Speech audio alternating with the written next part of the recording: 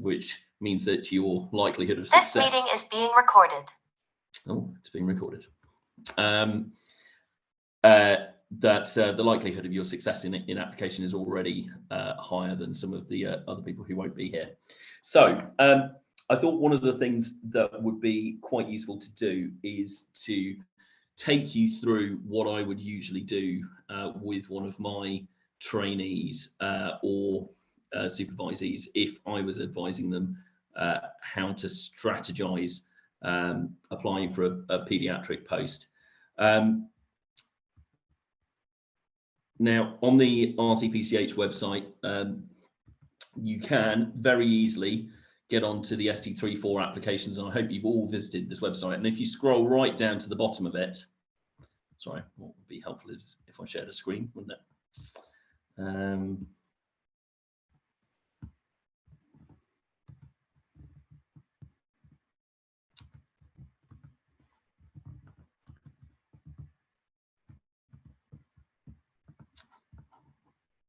So this is the RCPCH website, specialty training, ST3 and 4 application guidance. This has got everything that you really need to know about applying for national applications, including the dates at which everything will happen.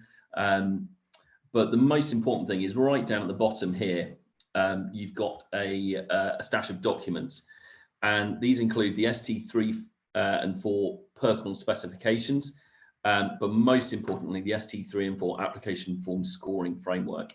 And this is where the majority of international medical graduates seem to fall down, is a lack of awareness about how to get through this written part of the application process. Because I assure you that with your skills and knowledge, once you get to interview, you won't have a problem. But this seems to be a really big issue. So I just wanted to go through this briefly with you over the next sort of 10 to 15 minutes, give you some advice about how you can tackle these questions, and then give you 3 or 4 just top tips for what I advise all of my trainees. So the first thing to say is that you've got 8 questions which you need to answer. And people get weirdly hung up on certain questions here. But what you've got to remember is to look at the points that you're scoring for each of these. So additional qualifications, research, things like that. There's not a lot you can do about those. If you don't have those things, you're not going to score huge numbers of points on them. But actually, the vast majority of international medical graduates that I've worked with, they have huge amounts of experience and skill which they've gained outside of the UK prior to coming here. And actually, things like clinical skills, clinical experience and reflection, and what makes them suitable to a career in paediatrics are all there. And that's 15 points. And this is what I point out to all of my trainees, and all of them have done it in their applications, is they shouldn't be dropping a single point on any of those questions, given their level of experience. And I wanted to turn this application on its head a little bit. So when these questions come through to you, my suggestion would be start with number 8, because actually this is probably the easiest one to write, and it will score you the most points. So this is the statement to support application demonstrating your suitability for a career in paediatrics and relevant to the level of application and experience. Okay, and this is to rephrase the question: why are you and your experiences suitable to paediatrics and the challenges within this speciality? And the opening statement for a good proportion of you should be, well, I've been doing paediatrics for the last decade. And actually that immediately puts you in a completely different group to the vast majority of people who are applying for ST3 positions, who may well have been through foundation training, but only have done a couple of years apart from that postgraduate, and may or may not have had experience working with children. So it's really important to take your experiences before the UK and incorporate that into your answer for this question. And 6 points, excellent synthesis of description of personal attributes, progress and experience, incorporating motivation and understanding of the speciality. The things that we want to see there are the things that are in the personal specification, a document that is also on the website. Okay. What we want from you when you're writing this question is to draw out those personal specifications and give examples in your career so far where you have met those and demonstrate those, and they are part of who you are and who you are as a clinician. And then what you need to do is link those to what your understanding of working in paediatrics in the UK is and the challenges that it faces in terms of equality, diversity, poverty, mental health, all of those things which you will be seeing on the wards and experiencing. Okay, this is an easy question. This is about you. This is about your experiences and what makes it relevant to paediatrics. And none of you should be dropping points on this question, regardless of your previous experiences. Okay, and then I'd say zip straight back up to the top and start filling it in normally. Because once you've done that, actually you've framed in your mind, why am I designed to be a paediatrician? Why am I going to be good at this job? And that's a really, really good position and mindset to be in to then go into the rest of these questions.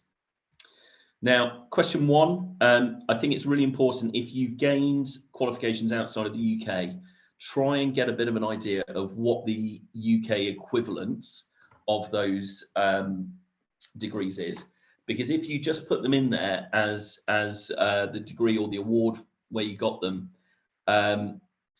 it comes through to somebody like me who's marking the application, and we don't necessarily know what that means. Whereas if you put in, this is the equivalent of an MA or a master's, then it's very easy for us to say, yeah, tick 3 points for that one.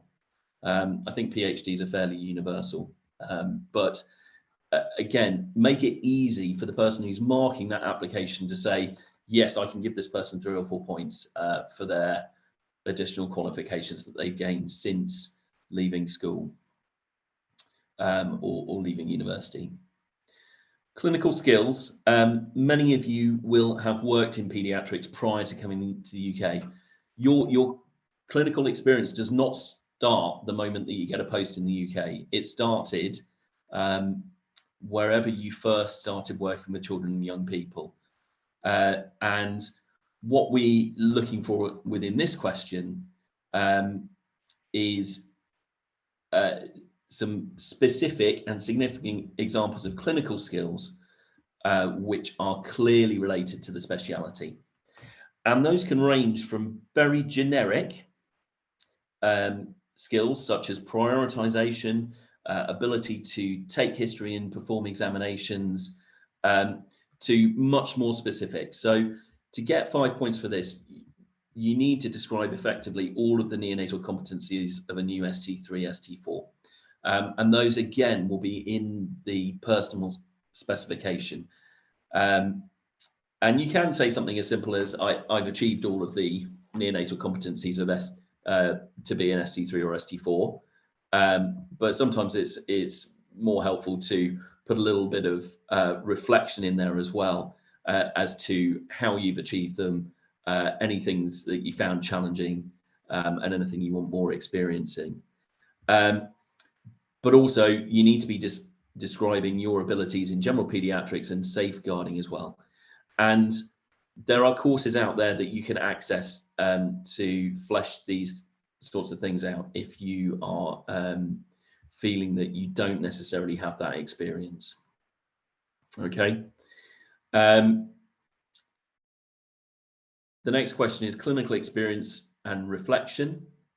So again, you're asked to give some examples from your career of your experiences and how they're related to a career in paediatrics, and really importantly, how you've developed as a clinician in learning those things. And again, you need to be linking that to the personal specification. All right. So question 2, question 4, and question 8, as I said, I don't expect you to be dropping any points on because actually those are the easy ones. And they may seem daunting and they may seem challenging when you first read them. But actually all of that core knowledge and ability, particularly if you've done lots of PEDS before coming to the UK, are there, and you just need to get it down on paper and make sure that you've answered the question. All right, but this document is your friend. But now we come on to the real pitfall for international medical graduates, and that's because IMGs invariably, when you come to the UK, you are often being used to plug rota gaps, to backfill departments that are struggling with their staffing, and subsequently things like supported professional activities fall by the wayside. Might be about to be disturbed by my 3-year-old, so I do apologise if that happens. But these questions are about a demonstration of regular involvement with things that will be improving the way that your department runs. Okay, so from the moment that you get a job in the UK, you need to be thinking about these aspects, and actually you need to be challenging your educational supervisor to say, or whoever's supervising you, to say, how am I going to meet these needs? My intention is to apply for a paediatric training post. I need these things. Where can I get them? And as a department, your department will be doing you a massive disservice if they aren't supporting you to achieve these things as well. Some of the things that are quick wins for things like this, so quality improvement and audit. All departments in the UK should be having active governance, audits and quality improvement processes, and it's merely trying to find out who's in charge of them and getting yourself plugged in. You don't have to do something groundbreaking, you just need to be involved. Okay.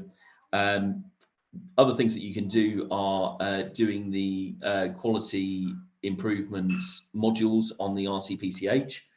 So that's free online training, which essentially trains you up in QI methodology. And that's a really useful thing to put into your application, that yes, you've done a couple of audits, but actually you've done some QI methodology training, and you hope to implement that in the future. That looks really good, and much better than just a blank question space. Leadership is another place where we struggle, but again, don't forget about your experiences before you got to the UK. Your experiences in undergraduate medicine, your experiences in postgraduate medicine, because many of you will have undertaken significant leadership roles. By virtue of the fact that you're a doctor, you're in a leadership role. And so there's really no excuse to not put anything in these boxes. Okay. And digging deep and thinking about those things that you've been involved in throughout your entire medical career, but also outside of medicine, can really help to fill out this box. Academic and research is a tricky one, because unless you've been involved in research projects, it's quite difficult to get more than a 2 on this one. However, if you have had the opportunity to be involved in research, then make sure that you are describing it really well. And if you've been lucky enough to be involved in multiple aspects of research, then making sure that that is that you've listed all of your publications and things on there. Some of our international medical graduates do phenomenally on this question and knock it out of the park with and score 4s, but haven't put anything down for their leadership. I guarantee you, if you've had to pull together a research paper and work with a research team, you will have been demonstrating leadership skills when doing that. So just think about all those experiences that you've had whether they're clinical, non-clinical, research-based, not research-based. And finally, teaching. So all of you have a huge amount of skills and knowledge to share. And I know from working with many of you that you guys are a font of knowledge, and it's really important that you reflect that in your answer to this question. But really what they're looking for here is, I think people get a bit wound up about having designed and led, but actually what they want to see is that you're familiar with a range of teaching styles, that you know how to deliver bedside teaching as well as the sort of more formal departmental teaching, online learning, and sort of presentations to larger or more executive style audiences. So try and reflect that in your answers to this. And if you haven't got that experience, then try and find spaces within the departments that you're working in to expand that. It's really easy to design and deliver a short course of bedside teaching to medical students, and they absolutely love it when you do something like that.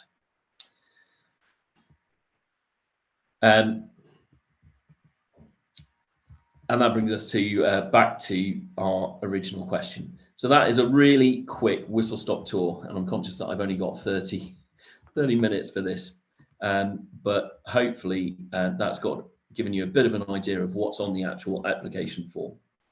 Does anyone have any questions before I move on?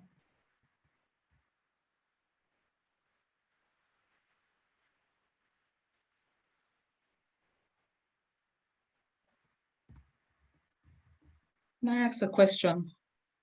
Yeah, please do. Thanks, James. That's very clear to me. Most of them are whiteboard spaces that we need to fill. So in filling them, do we write them like prose form, like storytelling, or we write them in bullet points for clarity for reading for whoever is assessing the application? Because sometimes it gets woolly when it's all written in prose form. It doesn't come out as opposed to like when you write them out in bullet points, taking into consideration that there's also a word count.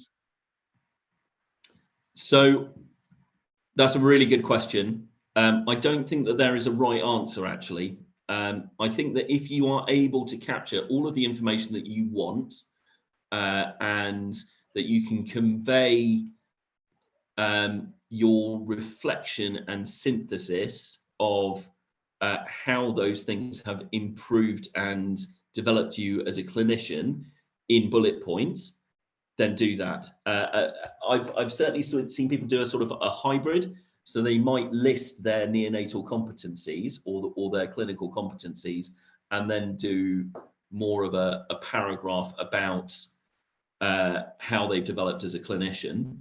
And I think that probably deals with both aspects of what we're talking about. But one of the things I think is notable is that many international medical graduates, English is not their first language.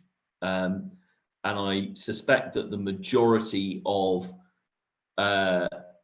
those who are reading applications, English is their first language. And so if there are things like spelling mistakes, grammar issues, then that can interfere with how an application looks. Okay. Yeah. And I'm going to come on to this in the sort of the second bit, is how you can bypass that. But essentially, as international medical graduates with English not as your first language, you guys are at a disadvantage in the system. All right. And there's no two ways around that. And I think that there's some really strong work, particularly by the RCPCH, to address that. But the fact of the matter is you've got an uphill struggle in comparison to your colleagues who may have trained in the UK and have English as a first language. Does that sort of answer your question, Niabo? Yes, it has. Thank you very much. Thanks. Super. can I ask a question, please? Right. Yeah, of course. So what I really want to know is that I have, for example, I'm an international medical graduate and I have trained in India, but I've been working here for a few years as well. So when I write my experience, because obviously my sort of reflection capabilities were not as developed when I was in India because we were not accustomed to this. So, I mean, I'm finding it a bit of a bit of a debate, as in to how should I put my experience, like should I put my neonatal experience from India and club it with what I have experienced in UK, do it as a comparative, do it like just collaboratively, because whenever I think of writing anything, my mind always starts comparing the two systems and what I've learned there and how I have changed here. So is there any particular way of putting it that would feel like a good application, that will come across as a good application? So I think that this is exactly what I was talking about. I think so. I'm presuming that some of the skills which you learnt during your training in India are you use and are applicable to your clinical practice in the UK. Is that fair to say? Yes, that is correct. Yeah, so don't ignore them. Please don't ignore them. One of my very good friends, Ash, who sadly has been unsuccessful with his applications to date. We were discussing, and it transpired that he started doing pediatrics when I finished medical school. So he's got 4 more years of pediatric experience than I have. And it shows. I know that he's an excellent clinician, but please don't ignore that. You've worked with children and young people. You've worked with their families. You've probably seen more of specific areas of medicine than any of your consultants will have. So you need to remember that and take that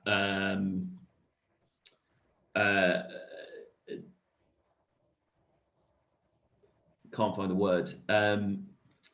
You need to be reassured, I suppose. Your clinical experience is your own, and you have built that throughout your career.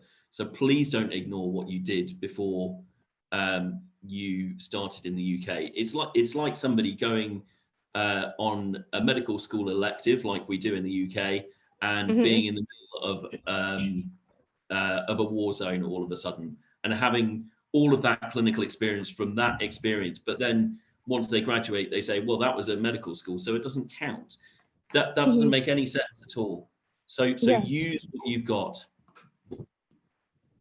So would it be fair if because what I am afraid of is just overlapping things. So what I don't want my application to look like is a repetitive sentences or repetitive experience. So is it okay if I just divide it into these 2 phases, so which is like as for what I did in my own country, and then what sort of I have learned or added to my experience after coming here? Because here obviously we see it as level 1, level 2 neonatal units, whereas in India it was quite different. So would it be justified if I just keep that as separate, write my experiences and the skills that I have developed, whether it is leadership, whether it is clinicals, whether it is teaching, and then just add it on? What I would probably do is say, prior to arriving in the UK, I did X, Y, and Z, and I learned X, Y, and Z. And I became skilled in X, Y, and Z. Since coming to the UK, I've done A, B, C, and then I'd write a third paragraph about how you've adapted as a clinician and learned. That's the sort of the reflection and the synthesis that they want to see as part of the the answer. Okay. Yeah. Yeah. I've got a few just top tips which I thought would be useful to share with you just before the end. I'm conscious that I don't want to delay the entire of the rest of the evening. So one of my top recommendations for all of you is to find yourself a mentor. Okay, many of you will have a supervisor. If your supervisor has not been on an international medical graduate training webinar or day, then please point them in that direction. I'm sure soft landings have lots of links to those sorts of things, but making sure that your supervisor is aware of the challenges that IMGs face, I think is really important. But actually, when I talk about a mentor, what I'm talking about is somebody whose first language is English, preferably somebody who has experience of the recruitment process, who can oversee your application and recommend to you aspects where you need to sort of work on for your application. Okay, most of the failed applications that I've seen have clearly not been read by a senior clinician who knows their way around the recruitment process. Okay, so I think that that's really important.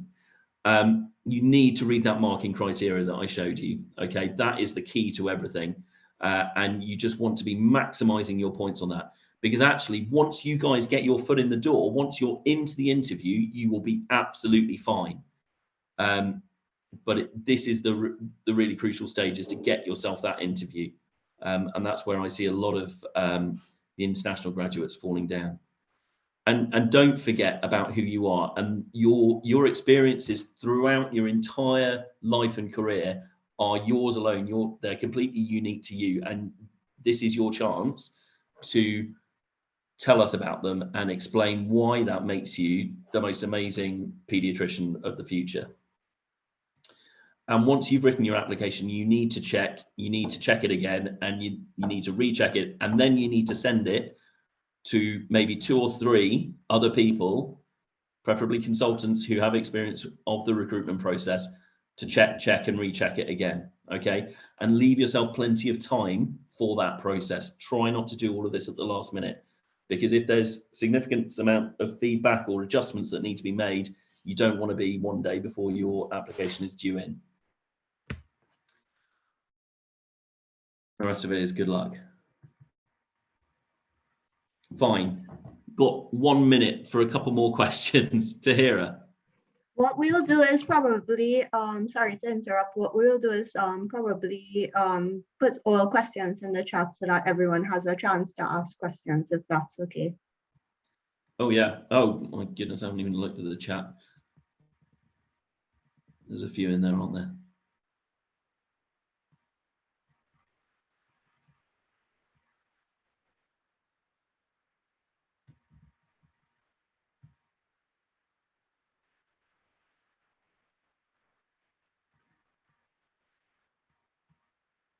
You know, I can just put in some links to the QI Central in there as well.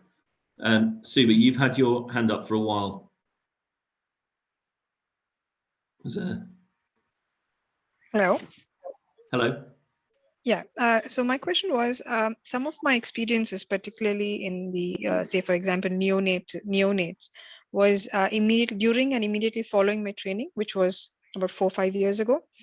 So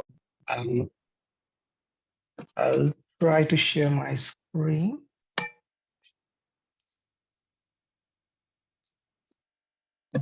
Yeah, can everyone see my screen now?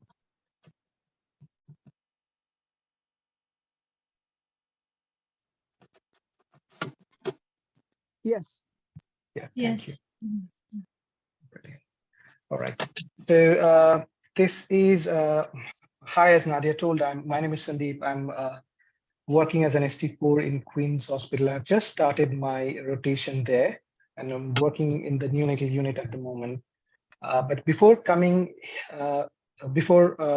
this, I did my primary medical education and pediatric training in India, and then I took the MRCPCH exam. And then I did a PICU fellowship in Singapore before coming to the UK and starting to work since 2018. I have always worked in a middle grade rota here. So, yeah, after coming to the UK, I on reflection, I realized a few things. I think that was key to what I'm going to talk about later on. I realize, and I don't know what you guys feel, especially the people who come from abroad. I felt that I had a good clinical and procedural knowledge and skills, but I needed improvement in certain domains. Say, for example, research, presentation, publication, quality improvement audit, formal teaching, leadership management, governance, and others, as in communication, safeguarding, and all those things. Yeah, so some of those areas I had some experience, and some of those I did not. Also, what I felt was that even though I had done some work, I did not have the necessary evidence to show that I had those experiences. What I wanted to do after coming here was, of course, I wanted to progress. I wanted to get into pediatric training and then do neonatology in the future. Also, I wanted to do a little bit of clinical work, research, and academic work in future. So at that time, I had two available options. One was to apply for ST training, or there was another alternate route which was suggested by some of my colleagues that I can apply for CSER. But again, collecting, especially when a part of my training has been in India, and that's quite some time back, it would have been very difficult to get those evidences from those trainings and details of them. So I decided that I'll apply for ST training. So I started with understanding the application process, and what I'm going to tell now, it's not prescriptive by any chance, by any way. It's just what I did. And of course, everyone's story might be a bit different, but I'm sharing mine. So I started with trying to understand the application process, and then I realized that there are two main components. One is the application, the other is the interview. The long listing would be done by the essential criteria, which is whether we have all the Royal College examinations sorted, the GMC and license to practice, whether we can provide a certificate of completion of training of level 1 signed off by one of our senior colleagues, like a consultant, so on and so forth. So once all those essential criteria are met, we get long listed. And then I realized that then the shortlisting is going to happen from the application scores, and the application that scoring will be happening through application questions and a scoring framework. So when I started reading the questions, I realized these questions can be a bit complex. What I started doing is that I started identifying the keywords in order to get a hint about how do I go about answering the questions. Shall I write an essay with good English? Shall I go very specific? Shall I go go by bullet point answers? So I tried understanding the questions better in order to get the answers and what should I write. So I used the scoring framework and progress curriculum to make more sense. I'll give you examples. Say, for example, if you take this question of clinical skills. So the question says that provide examples of clinical experience linking to a career in pediatrics relevant to application level and the experience of the applicant. So what I did with this question is that I underlined clinical skills.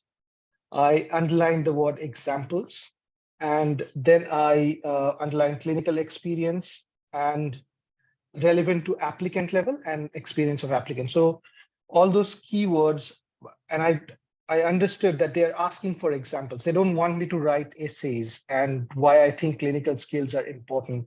So specific examples. And then when I thought about clinical skills and me being trained in India, I immediately thought of two things.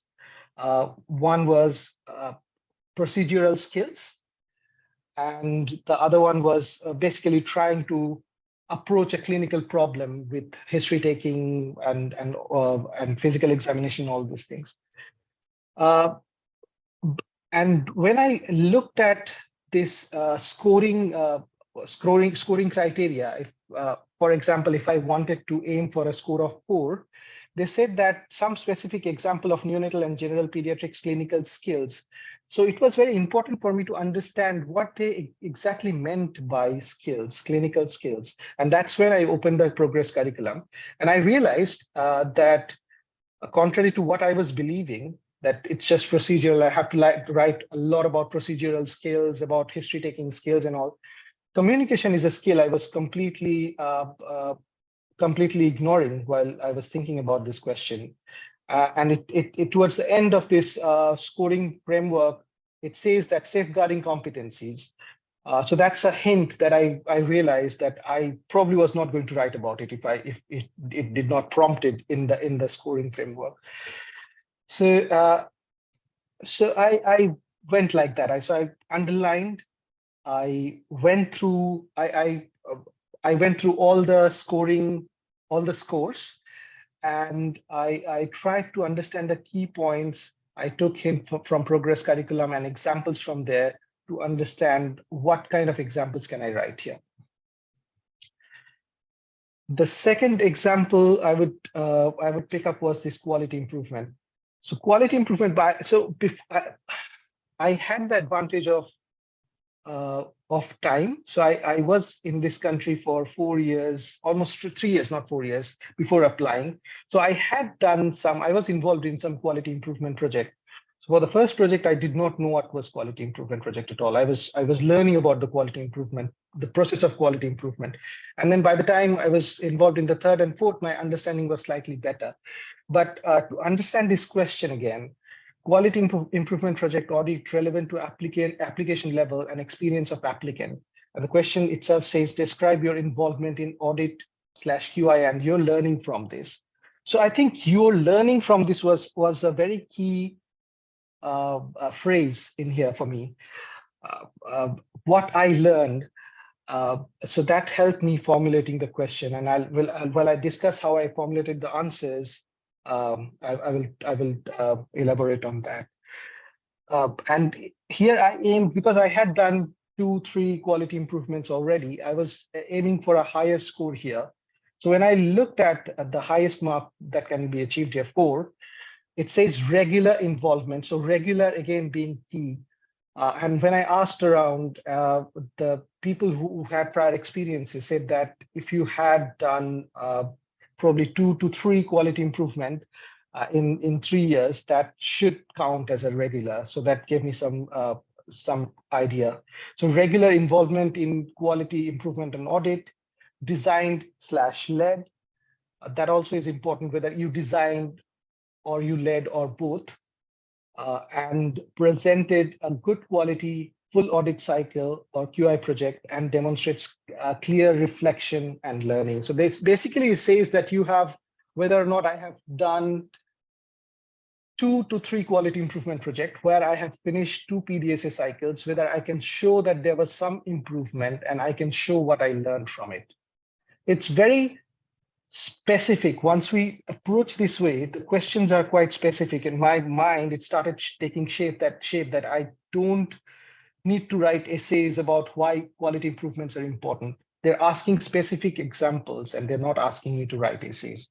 That's what, after reading them and underlying them, I understood. So example 3 is, again, why I kept this example is because how similar it is to the example 1, clinical skills. For me, it sounded very similar. So it asks us for a statement of support, where we show our suitability for a career in pediatrics at the relevant level. excuse me.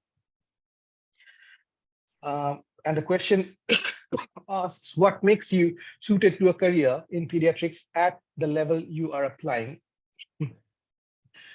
Again, if we took a high score here, say for a score of 6, what we need to give them is that what I in my mind, I thought that I have to give them an excellent synthesis of description of personal attributes. Again, a key phrase here, my personal attribute, my progress and experience, and incorporating motivation, another key point, and understanding of the specialty. So they basically are asking, so clinical skills here become only a very small section of a bigger question. So they're asking about my personal attributes. They're asking about why I want to do pediatrics and what I understand about pediatrics. And I have to incorporate how I progressed with my personal attributes and throughout my journey, very briefly, how I progressed and what is kind of a summary of my experience. And clinical skills probably would be a very, very small section of it. But I only understood after reading this question several times, writing it several times, and then I realized that it's quite different from the clinical skills question. So that is the third example. Then I will talk about how I formulated the answers. So what was happening with me, because I was applying after 3 years of coming to this country, I had to think, and I don't know what you guys think about it, but some projects that I had done, and I had completely forgotten about them, and I had to think about it. Oh, I was involved in this guideline. I took part in writing this guideline, so that whether or not I can put this as a management or governance thing. And so I needed to do a little bit of brainstorming, trying to think what I have done before coming to this country and after coming to this country, which can fit into this as answers to those questions, especially the domains like presentation, say for poster presentation or oral presentation, or even sometimes management projects and stuff like that. And for me, it was a very iterative process. I had to write and write and write. The first drafts of some of my answers looked like essays, and I was going on about why I think quality improvement project was important and so on and so forth. It took adequate time. I put in quite deliberately adequate time and effort because I'm not a very fast thinker. I like to think deep, but I can't think very fast. So I give myself enough time to write those. And also, I sought feedback from colleagues, especially the colleagues who had participated in the application process very recently, or very senior colleagues, consultants who scored these applications or are involved in this process. And very soon I realized when I showed them the first draft, they pointed out a few very important things. They were the first to tell me that these are not essays. These are questions. Try to understand the questions and be specific. Tell them, don't write a generic answer where the person who's going to score you would not be able to differentiate you from X, Y, and Z. You tell your story, what you have done in quality improvement project. Don't tell them that quality improvement project is important. Everyone knows that, and you'll just basically lose word. So I will, it's a very unsightly slide, but it was looking very small, so I had to press it like this. I've just given one example of the quality improvement and learning from this, the answer that I wrote. This is after several iteration, and also here what I have done is I have written in paragraphs, and in each paragraph I have talked about one project. And I know because of the word limits, I could not go on about describing all my projects. But what I tried to say is that I wanted to describe 2 projects very well. In that, I wanted to tell them what was the project aimed at, and what kind of things that we did to achieve that aim in just one lines, and then the main outcome in one line. In the end, I divided my learnings into two sections. I wrote one sentence about what I learned about that project while doing this QI. And in the second line, I wrote about what I learned about quality improvement itself while doing quality improvement. So that is how I approached it. And as you can see, the first and the last one, because the last one was ongoing, so I did not write a lot about it, but I just, to show that I have been part of regular QIs, just to give some numbers, increase the numbers, I have included that. And the first one also, it was my first project, and I was just understanding the model of improvement and PDSA cycle. So I have not described a lot, have not wasted words on them. So that is one example of how I approach the answers. So I think that's all I have for now. Do you have any questions for me?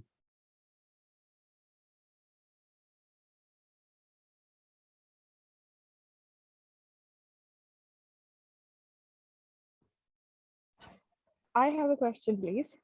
Yes, go ahead. So all the projects that you did, I mean, did they have proper registration numbers or proper certificates to support it? Because I've done a couple of projects, but I don't have an evidence of them. Okay. So I'm just wondering, although I do know what I learned and how they improved whatever I was aiming at. Mm-hmm. So do I need to go back to that department and ask for something to support it? Or can I just write about my experience and that will be enough? I think it's a very good question. I think in ideally, we should have evidence if we are asked to show them. But say, for example, the last project that I was working on was not still registered, so I did not have it in hand. So I was ready. If they asked me, I could have told them that, yes, it is registered, but I don't have the details. I can get back to you. But I think you always can include the project that you have worked on, and you can discuss your learnings. Thank you. You're welcome.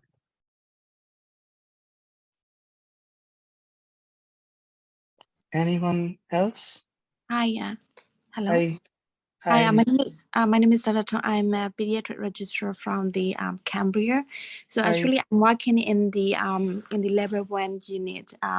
So basically, I'm working here for about a year now. So I was working as a consultant in back home country and has got the MRCPCH about 4 years ago.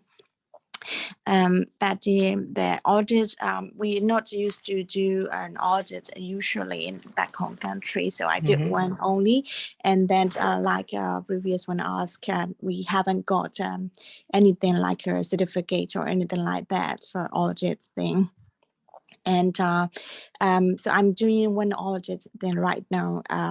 But is there any difference between level 1 unit? Is there any school difference between level 1 unit that you're working or level 3 unit that you're working, or is there something like that in schooling system? No, good question again. No, absolutely not. I don't think there is any difference. Quality improvement can be run everywhere. And as long as you can show an improvement in a healthcare setup, it is counted the same. And I think regarding the audit that you had done in your home country, you can always include that and share your learning in the answer. And if they ask for an evidence, you can always be honest and say that I do not have the evidence with me, unfortunately, but this is the learning that I got. All right. And another question is that regarding audits that you write.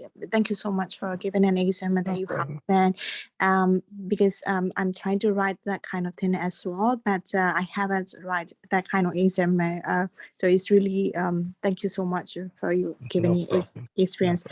is that, do we have to write in the separate paperwork or in the oral thing, or is there anything that we have to edit again? Or So what I did was that I wrote it in Microsoft Word before copying and pasting to Oriel. Does that answer your question? Yes. Thank you so much. It's really helpful. Thank you. You're welcome. Hi, Sandeep. Hi. Hi, thank you very much. You were very, very thorough and very helpful too. Thank you. So my question is, I did my PICU fellowship from India. Okay. And then I did some work in pediatric critical care.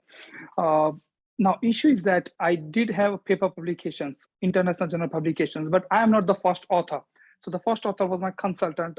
In 2 publications, I was the 3rd one, and in one, I am the 2nd one. Does that matter? You get a higher score if you are a first author in a book chapter. Of course, if you are a first author in a peer reviewed, it probably would be weighed higher. But being a second author or a third author definitely snatches you quite a lot of points. So just write that you have been published, and I think not a lot of in my experience, not a lot of applicants would have publications as first author. Some of them, of course, will, but that would give you an edge. Does that answer, Munaf, your question? Yeah.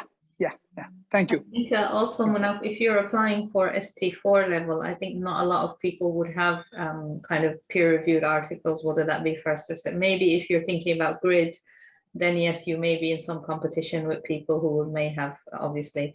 But I think at the level of ST4, as not a lot of people would have that. So yeah, you'll probably get lots of points with your second author and third author. Thank you. Thanks, Nadia. Thank Nadia. I have one question, sorry. Yeah, please go ahead. About the publication. So if say I have done my research, but it is not published yet, and I sort of submit an abstract to one of the conferences, but I haven't published a paper on in any of the paper, with any of the journals. So can I still mention it? That yeah, sorry, go ahead. That I want to publish a paper. It's just that it hasn't happened so far. I don't know how you would be scored, but I think you should mention it in that you have been involved in a research and you have extracted some learning from it, and you can just add one line that I have written for abstract and it's not been published yet. You can be honest about that, but that does not take away the fact that you have learned, you have been involved in the research. So I'm not sure how that would be scored, but it's definitely a good point to mention there in my opinion. I don't know what Nadia has to say about it. Yeah, I agree. I think you wouldn't get scored for a publication, but you would get scored for involvement and understanding of research. Yeah. Okay. And also, when you wrote your application, did you write your answers like number 1, number 2, number 3, number 4, like as we have questions, or did you just write it as a one full sort of paper and then left it up to the scorer to see? So Oriel, they will have different sections for different questions.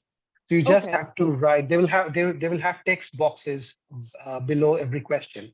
You'll have to put your answers there. Okay. Thank you so much. No. Please, I have one question, please. Yes, please. If I had research in my home country and it was published locally, not internationally, like nationally, could it be counted or no?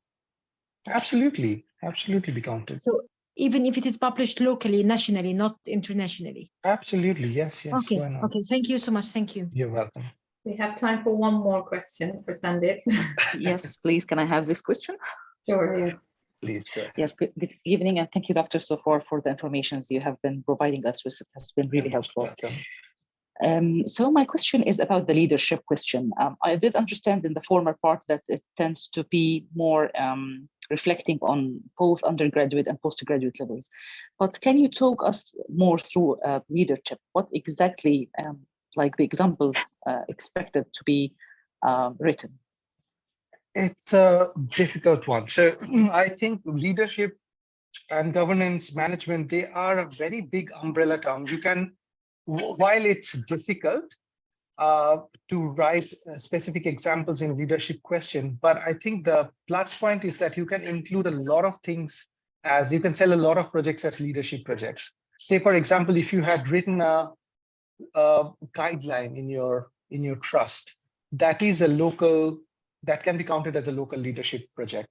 If you are involved in managing a rota, it can be counted as a management project. So a lot of projects that you are involved in, you're not necessarily, again, you are organizing teaching in your local trust.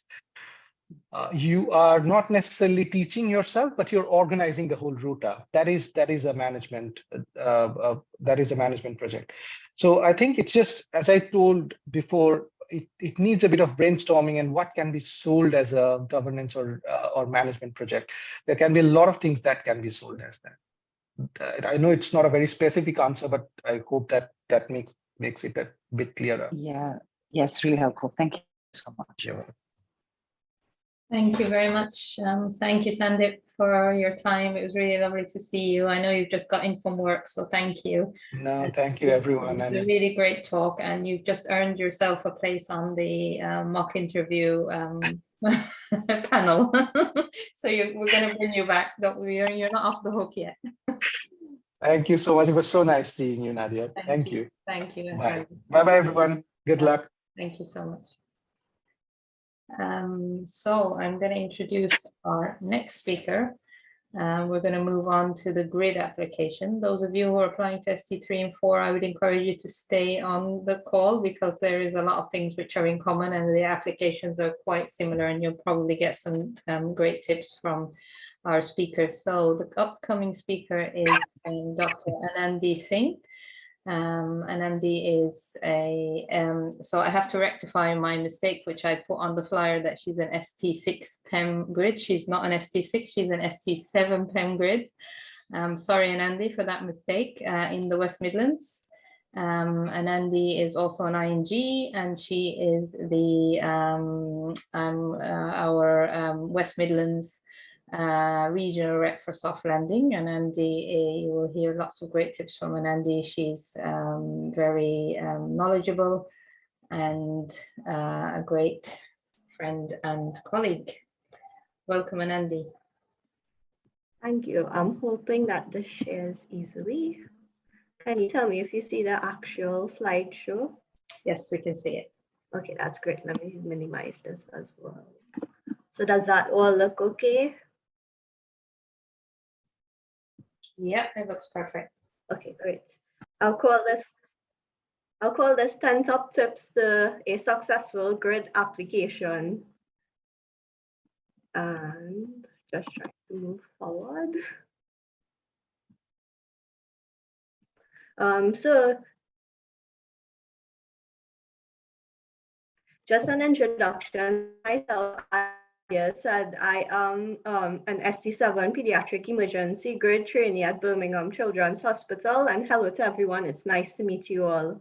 Hopefully next year I joined the West Midlands Deanery at ST4. And I am an IMG from the University of the West Indies in Trinidad, and I am a proud Trinidadian. And I'd just like to tell you, it is not impossible to get GRID training, even though you are an international medical graduate. So the agenda of my presentation is very simple: what to do before, during, and after your application, and hopefully more questions at the end. So before the application, this is most important. You need to believe in yourself. If you don't believe in what you have done already, the skills that you have accrued and the experience that you have, then no one can do that for you. If you're not able to sell yourself, then no matter how much mentorship you have, you will not be able to be successful in your GRID application. So please start from there. What I'd like everyone to do at this point is to scan this QR code. It links you straight into the RCPCH Pediatric Subspecialty Training Guidance website. And I do hope if you're planning to apply for GRID training this year that you're already well oriented with this website, because it updates regularly and it's your go-to for all information needed for GRID application. The first thing I'd like you to do, if you can open in a window or open on your phone even, is the shortlisting criteria, because I'll be discussing that. And what you should already be doing by now is familiarizing yourself with the shortlisting criteria. It's very detailed, and it's detailed for a reason. It's telling you what they want you to demonstrate. If you don't give them what they want, you won't get your points. And there's a very useful glossary at the end of it that clarifies a lot of things. Don't ignore it as well. Read every detail. And by reading it, what I did was when I printed it and read it, I automatically started putting bullet points down on my printout and trying to figure out where I would be with respect to scoring based on the experience that I had. Also now, they've recently published the available posts for each subspecialty, and it's good to know what's available because you'll have to then decide on your ranking, and that helps you also decide what's feasible for you. Can you rank everything, or is there only certain posts that you can rank? You need to think ahead. And lastly, do not wait until last minute to send your confirmation of eligibility form to your head of school. It's useful for two things. One, definitely you need it in order to be considered and shortlisted via Oriel. But this year in particular, if you're like ST4 applying, which means that the Progress Plus rules apply to you, then I do encourage you to speak to your head of school to ensure that you'll be able to have level 2 signed off in time to start GRID next year. If you are successful, because that's one of the criteria that you need to meet. So what to do next? Network, network, network. Naturally, if you're passionate about a subspecialty, you're going to be attracted to like-minded people, whether that's in your workplace, previous jobs, or on Twitter. I think your first port of call should be your educational supervisor. Your educational supervisor does not necessarily have to be in the same subspecialty interest as you. They can be in any field. All you need to have is an educational supervisor who's invested in you and your career, and they will be willing to review your application as well as signpost you to relevant colleagues as well. Find a mentor if you don't have one by now. Mentorship doesn't have to be a formal process. You just naturally find a consultant that you trust and you're able to speak to and even go back to them, even if you've moved on from the job that they're working in as well. I found it very useful to speak to GRID trainees in the subspecialty that I was applying for, as well as newly qualified consultants who've just been through the process, because they also were recently through their consultant's application and interview process, which is just a step up from the GRID application. Speak to any colleagues about it. Debriefing is important. And if it just helps with your anxiety of applying, do it. And with respect to soft landing, I'm very grateful to them for creating such a network for us. Currently, as I mentioned, we have regional WhatsApp groups for most regions. If you're working in a region, feel free to join. These WhatsApp groups are guided by those in the group. So the more you try to speak and network, the better it works. And last year, we did a similar event where there are YouTube videos for the majority of subspecialties. And you can also have a look at the interview prep videos as well. The first draft is the hardest. I will tell you that. It takes a long time to put pen to paper or type something for the first draft. It is the hardest. And the more you procrastinate, the more injustice you do to yourself. if you don't have a draft, then nobody can review your draft. It all remains in your head. So if we are to look at the shortlisting criteria now, as I mentioned, I hope everyone has it up now, because I didn't copy and paste it into this discussion, but I'm going to speak about it a little more now. So the top quotes that I got during my many drafts, one is from Zaf, who's going to speak to you next. It's that you do not get scored higher for emotional writing. And I'm sure he's laughing at that now, because I've had, listening to the ST3, ST4 app talks, everyone wants to know how to write. You're writing to give yourself points. You're not writing to share a story.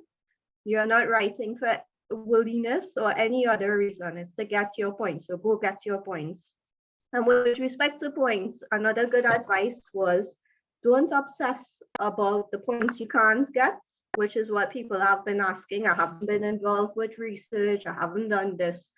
Don't obsess about that. Just make sure that you can get the points that you can get. And if you think that you haven't been able to achieve the full points in it, make sure you're getting the one below. Make sure you're writing what you've actually been involved in, and make sure you're not omitting anything. So with respect to each section, there are some subjective sections and some objective sections, meaning somewhere you definitely know where you're scoring and somewhere you're not entirely sure where you'll be scored. So for clinical, the main thing to talk about is include your experience in and out of the UK once it's applicable to the subspecialty you're working in. And that applicability does not mean it has to be in per se neonates. If you want to apply it for neonates, it can be any transferable skill that applies to your field. So pediatric emergency medicine is all about the resuscitation scenarios. So I had the advantage of using my experience in my PICU and neonatal rotations as well. Give specific examples that you've been through and what you've learned from it, and make sure that you demonstrate patient-centered care with this. And you can even accessorize this section with direct quotes from your MSF or patient feedback to make it more personalized. So quality improvement and audits, which is the next section. Remember, it's quality improvement and audits. Audits are hard, they're tedious, yes, and it's exceptionally hard for us as trainees with only 6 months rotations to do what they want us to do to get full points, which is not just do an audit, but audit, re-audit, recommend changes, and demonstrate change. And sometimes these are easier to manifest with quality improvement projects. Sometimes we don't even know we're doing quality improvement projects, but if we've had a bad experience or if something just didn't go right and we work together to help improve a situation, then that's something you can describe as a quality improvement project. And that's how you should be thinking as a trainee moving forward. With respect to leadership and management, there's been a welcome change since last year with respect to this application, where I think last year the focus was more on ranking people based on their involvement at a level, meaning at a local level, regional level, national level. But clearly they've realized that that doesn't matter. What matters is the fact that you're demonstrating how involved you are, what changes you have made, what quality you have produced in this role. So whatever you've been involved with, sell it well. Tell them what you have been doing. As trainees, we do a lot in our personal time, and we need to mention this when we're doing our application. Research, admittedly, that was one of the most difficult ones for me, but it probably is for everyone unless they have done an out-of-program in research or they've done research before in some other way. But think about what you can be including, like the research that you've been involved with at a department level, at a trust level. Know if there's any research networks regionally and nationally that you can get involved with. For example, in Peds Emergency, there is Peruki. And keep in touch with consultants in your specialty, even if you've moved on. I was able to get an honorary contract with a Peds Emergency department so that I could continue to collect data even though I've moved on. So unless you ask, you won't know what you have access to. So publications, presentations, and poster. This one is quite self-explanatory, but another welcome change happened in this section where for the first time, once you've had a peer-reviewed first author online article in free open access medical education, it counts as a first author publication. This was not the case last year. I definitely included one to see if it would be included, but it was not counted for. I think this is a good step moving forward because as we see more and more, these online articles are popping up. And if you read the details in the glossary, it mentions certain online bodies, such as Don't Forget the Bubbles. And Andy, sorry to interrupt your talk. They're just saying your slides are not moving. Maybe if you want to reshare your screen. No, I don't have slides for these. I'm just talking here. Oh, so, yeah. Sorry. Yeah, that's all right. So with respect to education, involvement in teaching, remember that extra point that you can get, which is if you've completed GIC. I don't know how many people have done that, and it is very difficult to book onto. So why not tackle the Teach the Teachers course, which is readily available to you, and that's how you get that point. And the rest of the education section is self-explanatory with respect to coordinating or teaching at a regional level. Statements to support your application. Please ask for advice on this. This is where you run most at risk of emotional writing and not giving them the facts that you want, and not selling yourself as what makes you unique for the subspecialty. What can you bring to the table that no one else can or little people can? And I think the best way to talk about this is, and as international medical graduates, two things make us undersell this section. One is thinking that our previous experience does not count, our experience outside the UK does not count. That is a lie. And then the next thing about international medical graduates is we are not good at saying, I have done this. We are good at talking about teamwork. We are good at talking about we. But if you do not sell yourself, you will not get the points. So I have done this, right? And a good way to frame this is what you've done in the past, what you're doing currently, how you show your involvement in this specialty, which is not just job placements, and what you plan to do in the future as a consultant in this subspecialty. So I hope that's comprehensive.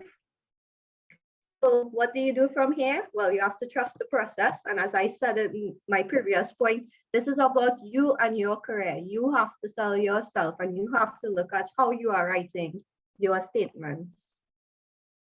And next, most importantly, reviewers. Get the right balance and fit for you. Admittedly, I had a lot of reviewers. A lot were useful, some maybe not as.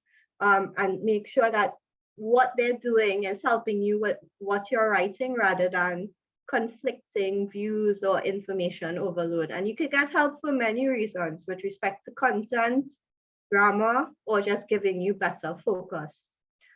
Familiarize yourself with ORAL and ensure that you submit on time.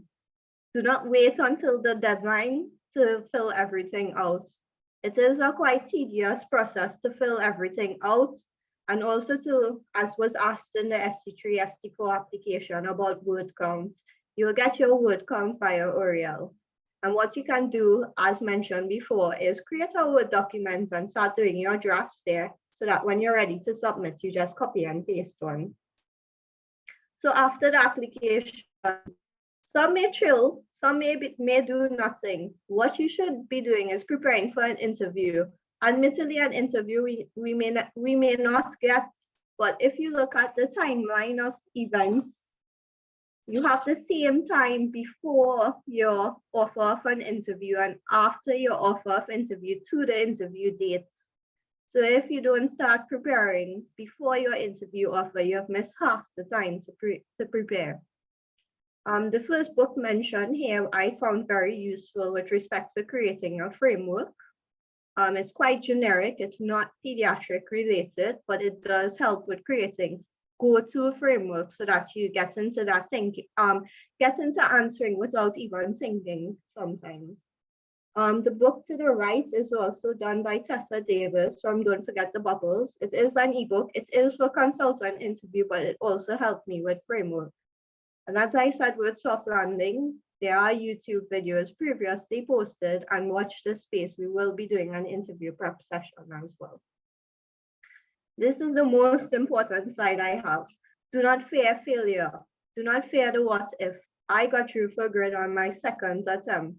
And it was what I did with the year moving forward is what made the difference. So first of all, debrief with your network.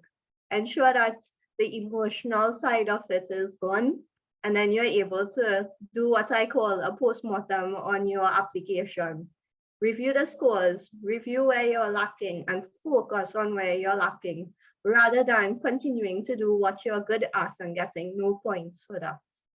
Meet with the CSAC chair. They're there, they're ready to speak, and they're able to give good quality feedback. And as I said, you need to think about planning ahead for the next year's application.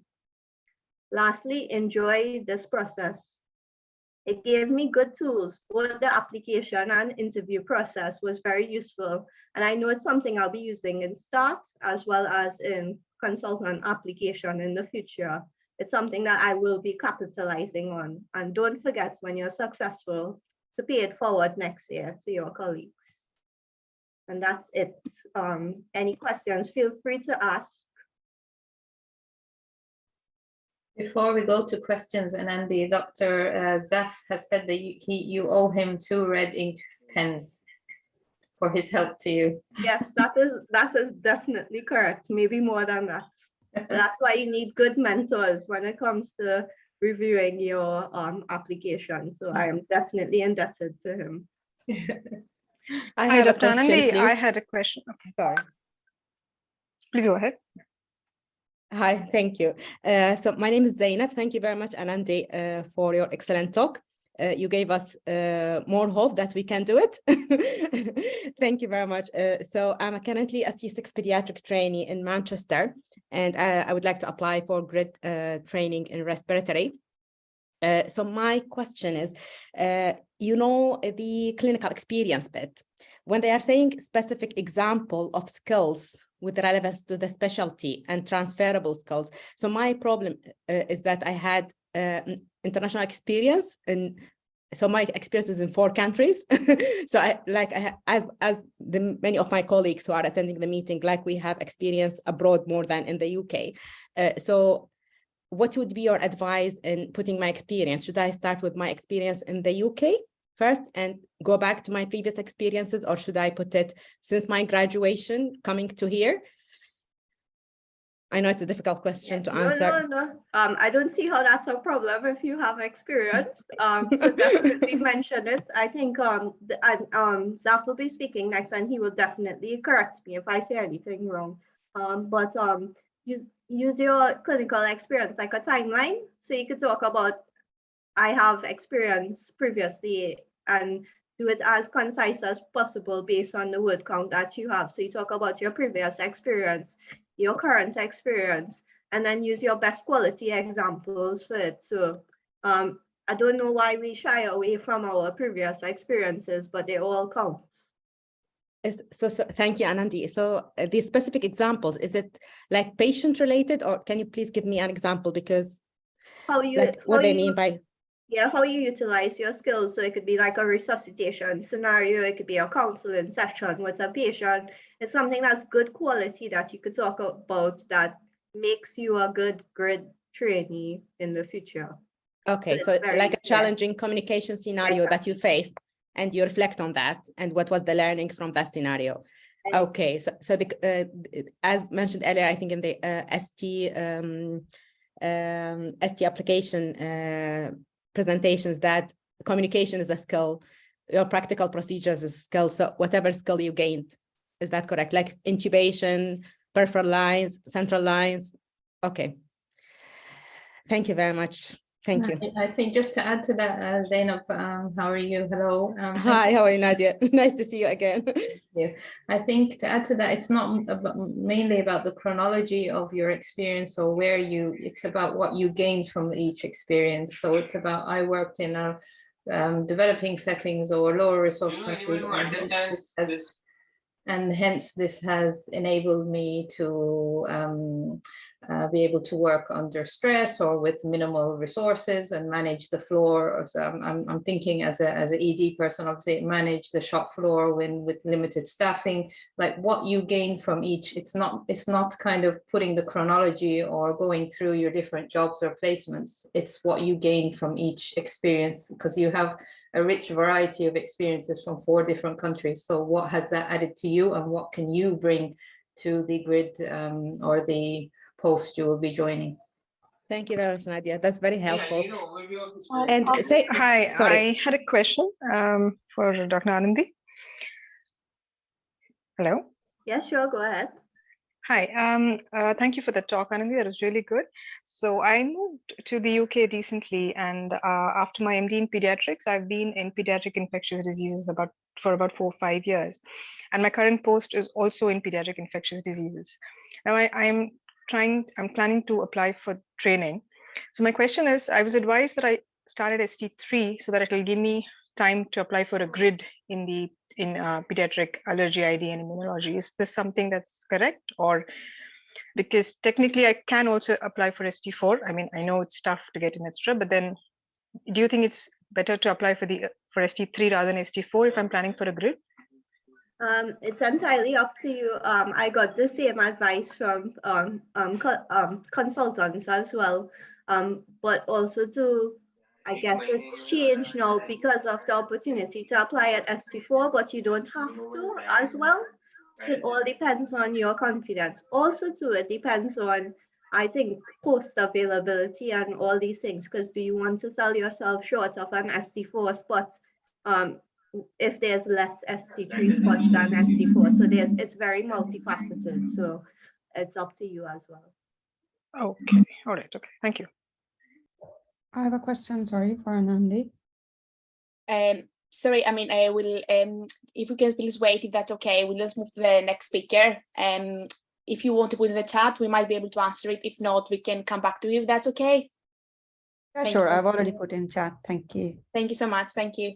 Thank you very much, Anandi, for your talk. It was very, very helpful.